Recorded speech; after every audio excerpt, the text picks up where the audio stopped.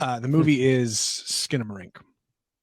So Skinamarink is a different kind of horror picture. I explained a little bit at the end of last week's show. Skinamarink is a micro budget horror, a la the Blair Witch Project or Paranormal Activity. Right? It's an indie horror film made with very, very little money, $15,000 to be exact, by a YouTuber who started a channel a while back where he would film like creatively incredibly low budget, lo-fi ideas that users would submit for their nightmares, things that people saw in their dreams, sleep paralysis. Kyle Edward Ball would film this and create little shorts out of it. And one nightmare that he kept seeing over and over and over again was, I'm like 6 years old, I'm in my house, I'm watching cartoons at night, none of the lights work, and there's no doors and windows, and mom and dad aren't there, and I can't get out, and there's something in the house with me. There's something in the dark, like that it's like haunting me. I can't get away from it. And he took that idea and he developed this into a 100-minute feature called Skinamarink.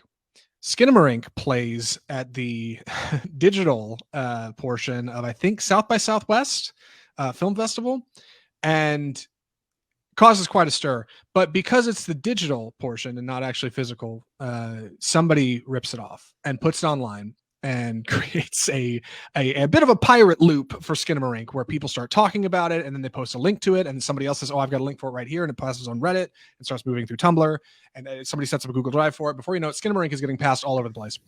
Skinamarink drives up so much buzz for its unnatural trappings and its crazy horror that it ends up getting picked up by Shudder, the horror company, the horror streaming service, who runs it into a cinematic release. This $15,000 movie plays in 600 theaters in the United States, the same number of theaters that Netflix put Glass Onion in for a week. And so far it has made $700,000.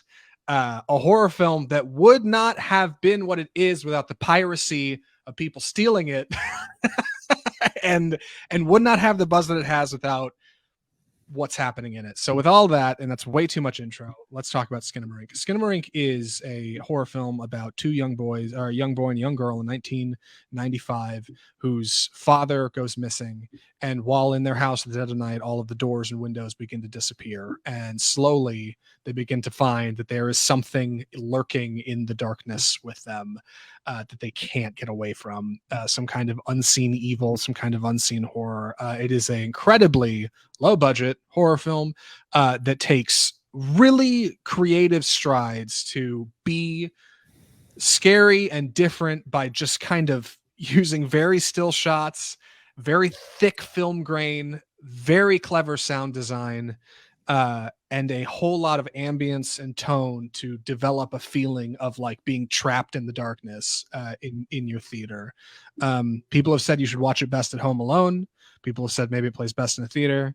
I'm excited to talk about it. Andy, what do you think of Skinamarink? Man, this is one of the scariest movies I've seen in a long time. It's probably scared me more. The last thing that really scared me was Hereditary back in 2018. And it's funny because I was recently thinking, I was like, nothing's really scared me like that movie. Like there's creepy stuff here and there, or a good jump scare here and there, but nothing has really gotten under my skin like this movie did. It is painfully slow, but it feeds on that fear, the fear of the unknown, kind of just like being scared of the dark. And if you've ever been home late at night, all the lights are off, and like you think maybe you see something out of the corner of your eye, or you think that like that coat and hat on the rack, it looks like a person. And this preys on that fear, because so many of the shots are like looking down an empty hallway, or like you just see the frame is just part of it is lit, and there's lots of looking into dark voids, and it's like your eyes are kind of playing tricks on you, and you're like, is something there, is something not, or is something moving? And it really gets in your head that way. And there's danger and not danger at the same time. Like, that these kids are trapped with some sort of entity in this house, but also they're not just like being attacked outright either. Yeah, I agree with Andy. I think Skinamarink might be one of the scariest movies I've seen in a really long time. And that scariness, that haunting nature of it comes from its like uncanny ability to prey on this like kind of really deep set in fear we all have of being like a kid and being scared of the dark in your house, right? Like not like the dark in the woods, just like just trying to go to sleep and being afraid of what's in the hallway or the door that creaks open at night and you don't know where it comes from. Like the things that go bump in the night are the things that Skinamarink preys on. And much like Blair Witch Project and Paranormal Activity, you're not going to get any like I don't I don't want to be spoilery here, but you're not getting like wall to wall insane CGI action scares or anything. Far from it. Just like those movies, like Skinamarink is effective in its minimalism. It's what you don't see that's scary. Like it's the things that aren't jumping out at you that your brain is creating in the darkness that starts to freak you out. And part of the reason that's so effective is because of its very explicit dedication to showing basically as little as possible inside of this house. The film is very dark, not only in like its brightness, but in its color. It's practically black and white. Like it's very, very desaturated, very toned back, and covered in film grain that we'll talk about in just a moment.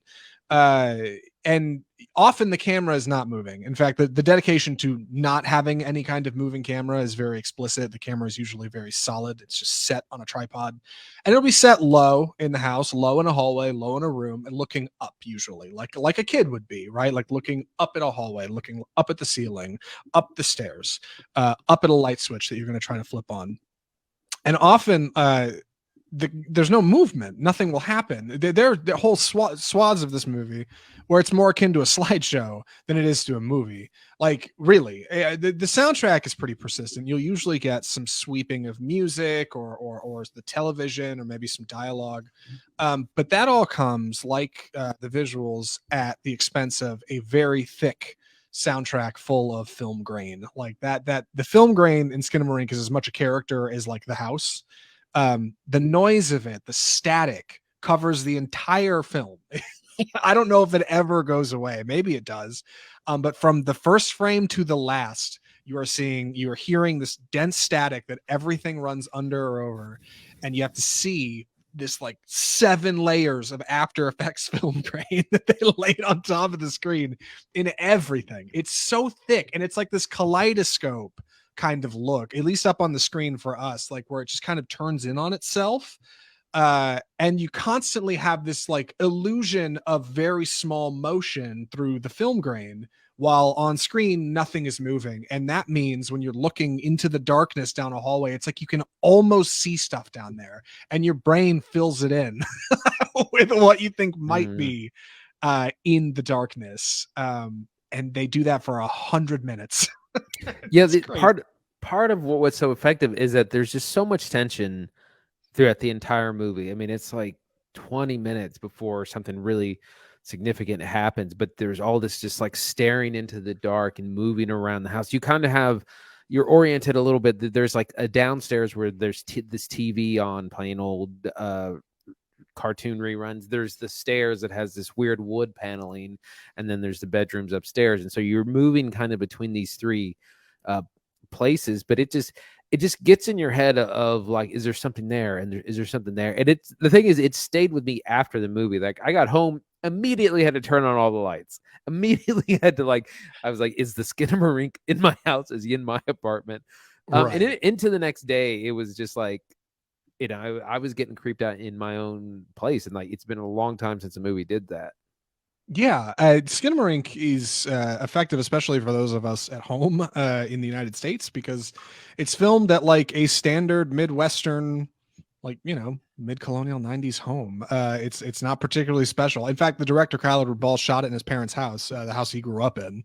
So I'm sure he's able to tug on a lot of these old memories from back in the day. But when you go home to like any home in America, usually your interior architecture looks functionally the same.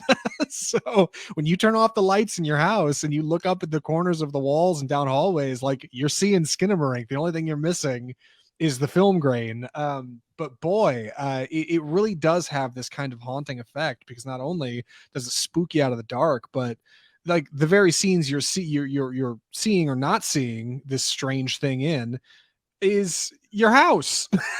It looks like the room you sleep in. It Yeah. looks like the hallways you walk through. Like, and you can't get away from it. And it's funny, like watching this in a theater and then driving home, because it doesn't hit you till you get home and you open your door and you start looking around and see the same colors of paint, and the same popcorn ceilings that they've got in this house. And suddenly, like you're right back there. Now I should say, this deep and dense horror comes at a cost, and that cost is a very, very, very slow, agonizingly slow first half. So slow, we've heard here on Off Script and on Twitter. Actually, I was reading this just last night. There are people who are walking out who can't do it. It's so damn boring, and I too also had this problem. Yeah, I had some friends who went and saw it, and they didn't make it halfway through. They kept nodding off. Friends of the show, like, yeah, people who go see big bold cinema. Which, admittedly, I dozed off a little bit in the first 30 minutes because I was just a little bit too comfortable. My seat was heated. Oh, I seat was heaters are nice. feeling a little nappish, and you dozed off a little bit myself. But some people, it's definitely incredibly slow, like Memorial level slow. We've talked about that movie before. It's but you got to know what you're getting into. It's very experimental. Like, it's going to be incredibly slow. Things are going to move at a snail's pace. They're going to get you into this mood, and it could definitely be cut down. It could maybe work better as an 80-90 minute feature, but it's worth sticking with. Like, if you can, that's why I'm really sad that my friends left at the before the halfway point, because I was like, if you had made it to the halfway point and finished it out, because like the back half of that movie is really where it's at. But it is incredibly slow, and it's it's like what you would watch in film school, or like as a musician, it's like we would learn about kind of avant-garde new music creation. Like, it's in that vein of experimentalism, of being new and avant-garde, and that's generally not what you go to the theater to see, or see in the theater, or see at this length. But it's one of those things, if you can kind of grind through the slower bits, I think it's really worth the payoff. Yeah, Skinamarink. I feel like for those who may know nothing about it and have listened to our review up to this point, for all of our praise in the first chunk of this, it seems like, well, what do you mean people are walking out? Is it too scary? Is it what's wrong with it? It's too boring. It is agonizingly boring. It's too it's too slow paced. That's what like it is.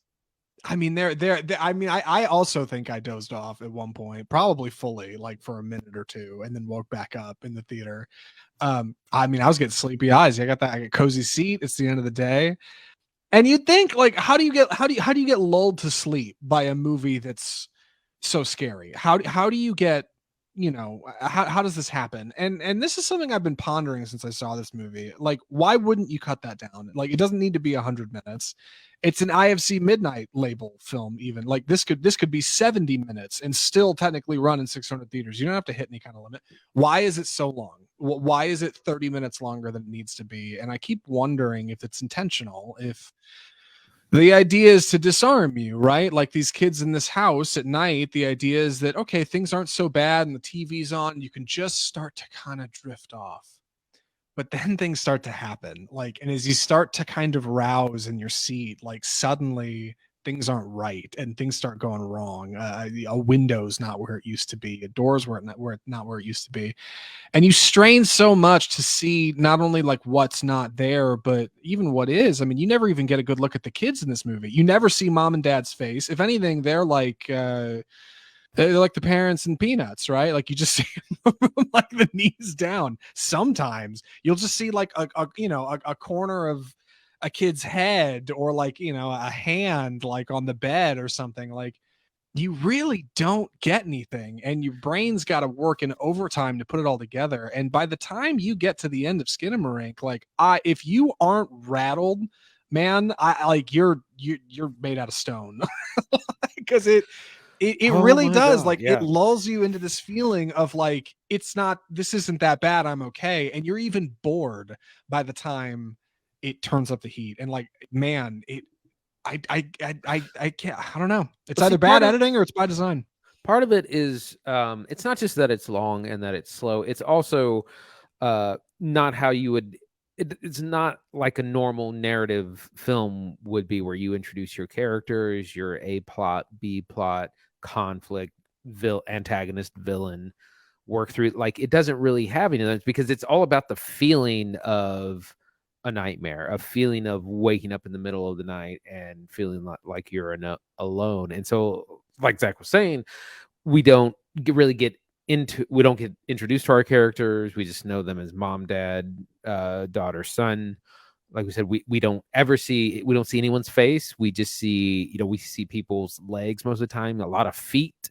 You see the world from the children's perspective. It's very low, with the camera pointed up, like them looking up at the ceiling, up at the things, and as you're seeing kind of spooky supernatural things. But that's also part of why it's a challenging watch, because you're not getting all these kind of normal narrative films. Like I said, it's very experimental, it's very experiential. It's about the feeling of having a nightmare. It's a nightmare come to life. Reminds me of something like Mulholland Drive, which is a dream come to life. Yes, and much like Mulholland or any dream or nightmare work that saw, it does feel front loaded with a lot of just kind of junk. But I think if you can get through to it to the end, like, there's something really special happening in this movie. And I think if you claim to be a real horror fan, if you like loved Hereditary and ate Midsummer up and can't wait to see the new Ari Aster picture, if you're like, man, you like, gimme, I want more. Listen, you need to go take a swing at this movie, because this is something entirely different, and it's exciting. It's exciting that a movie like this is in theaters. And I want to talk about really quick how it got there. I know I kind of front loaded the review with that story of how it got ripped off from a festival and started getting passed around online. But I mean, it's really is interesting. Like, fundamentally, this comes from a YouTuber who doesn't even have a lot of subscribers, by the way. I went and looked. He's got like 7,000 subscribers on his very small channel. And he's got a 30-minute short on his channel that he made about a year ago called Heck. And Heck is actually like the concept for Skinamarink. It's much tighter. I don't think it's as chilling. I haven't actually watched it. But I probably need to go back and revisit it. I think it's actually even got a little bit more story than Skinamarink has. Skinamarink keeps things relatively abstract and leaves your mind to wander, which I think is on point. But I think it's interesting. This movie is in theaters because it got pirated so much. I think it's interesting that in small circles this movie went so viral, Shudder picked it up. And like, now it's something we're talking about on this show. And it's weird, right? When something gets lifted by the internet and taken for a ride at the low cost of free. And somehow it has also simultaneously been fantastic marketing. Andy, I don't know. Do you think this movie plays best in a theater? Is it best to watch it at home, like, after you rip it off the internet? I mean, either way, I think is. Go ahead. I think it could work either way. For me, it definitely worked in the theater, and I think in some ways better, because you're going to have, like, the house. You will feel like the 4-year-old, because the house is going to be as big as the house a house is to a 4-year-old by seeing it on the big screen. Also the sound design is a big part of it, because it's the crackling of the static. It's the thump that you hear upstairs overhead. It's the sound design is a big part of it, so it definitely works in the theater. At the same time, watching it at home alone by yourself, I would actually kind of be terrifying, I think. But you would have to commit to it. Like, that means, like, no stopping it, no getting on your phone, like, no, like, really dedicating yourself to 100 minutes of this. Yeah, and that's a challenge. I think a lot of people obviously aren't going to mount. One, you're probably not going to go pirate Skinamarink, especially because it will very quickly be on Shudder. It's in theaters now. But number two, the attention span, I think, of people is not going to withhold like the first half of this. I mean, even in our theater, like, the girl sitting next to me got her phone out twice in like that first half. Second half, dude, not once. She was clutching her pearls, hiding under the blanket she brought. Like, it was great sitting next to somebody who didn't know. I mean, I didn't know what I was getting into, but clearly she didn't either. And I think that's what was so interesting about Skinamarink is it front loads its credits. And the movie ends and the lights come up and, like, nobody in our theater like just stood up like, well, that's that, and like strolled out. Like every one of us was like shook to the core. And everybody turns and starts talking to their friends like, oh my God, like, did you see It that? was That one of was the crazy. it was one of Like, those bits where I was like angry because I had gotten so scared. And I man, was mad yeah, that the film had made me get that scared.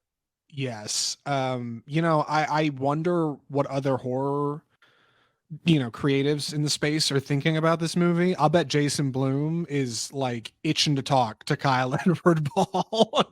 I bet Blumhouse, who's currently sporting Megan, is looking at Skinamarink making $700,000 in 600 theaters, and they're like, "Oh my God, we got to get a piece of whatever's happening here." Like, it's truly something special. It's genuinely something different, and that's for better or worse. Like, I think you either like what it's doing or you don't, but we should probably get to recommendations, I think. Andy, any other thoughts before we jump to recommendations? Only that a follow up to this film or whatever he does next would need to be more commercial, more like it's some sort of traditional narrative with characters. Like if you could capture the mood and the scares and the chilliness of this film and put it into something more commercial, like you would have something.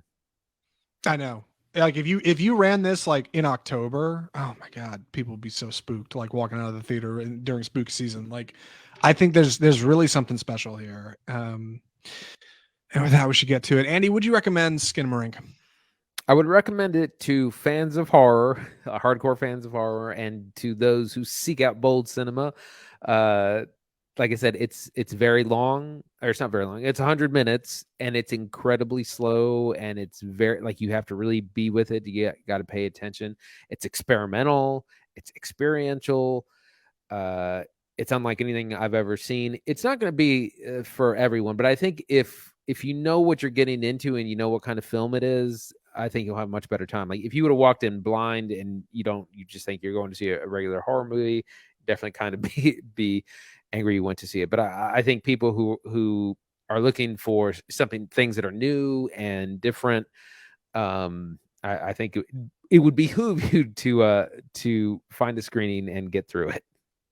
Yeah, I'm in the same boat. I think Skinbrink's great. I think, yeah, if you're a horror fan, you should go see it. The biggest warning in the front, my God, you are going to be bored. You got to put your phone away. All right, have some guts, put it on the line, and give it your attention. Like, I don't think you'll be disappointed. Like, it's a bit of an experience. A lot of people said Memoria was like more like an art gallery, like going to like a showing than like a movie, and like in its own weird way, I think Skinamarink might also kind of fall into that category. But like, give it a go, because what's happening in here I think is really special. And I if you have the means, I'd say try to go see it in a theater. Just get swallowed by the screen. Mm-hmm. Like, just really Like I don't want to put see it yourself in a position where again. you can get your phone out. Yeah, I Like know. I think I might try to go see it again. like knowing what it is now and how it ends. I think there's definitely a lot of that I missed in the beginning part, which I said is kind of difficult to get through. But now I definitely want to try and catch another screening. I know. I do think I'll be significantly more bored round two, though. That's the thing. I do wonder if it's a bit of a one trick pony, right? Is it going to It be might as fun be. the second time? But at the same time, like, I guarantee round two, you still will not be able to predict where a lot of the events are going to happen.